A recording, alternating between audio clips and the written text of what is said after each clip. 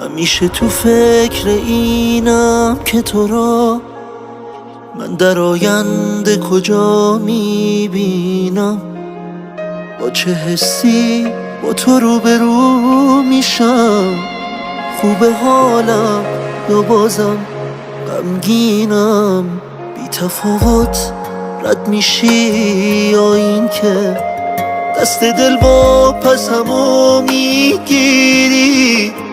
من شباهت به خودم دارم یا تو نگام دنباله تغییری؟ تو بارون قدم زدن بی چتر، چجوری یادت رفت، چجوری تونستی؟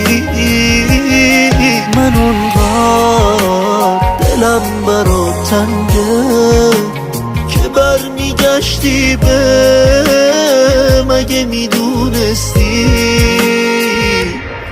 تو بارون قدم زدن بی چتر، چجوری یادت رفت، چجوری تونستی؟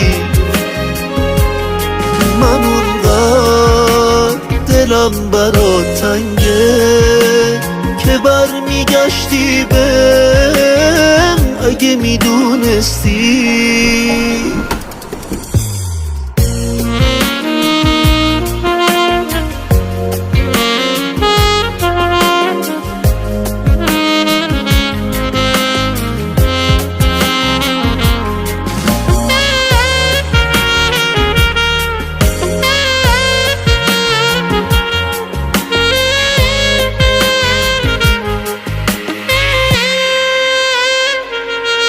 تو چه فکری هستی وقتی فکرم پیش تو مونده و آرومه؟ بی تو بیقراری و تنهاییم حتی از ظاهرمم معلومه.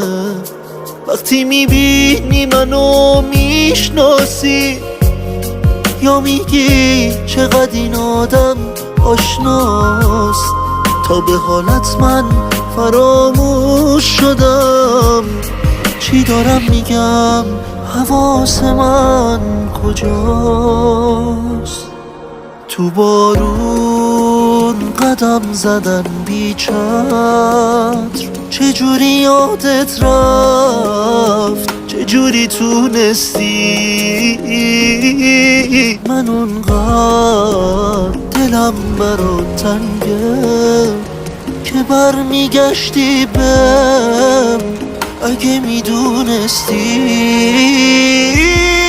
تو بارون قدم زدن بی چتر، چجوری یادت رفت، چجوری تونستی؟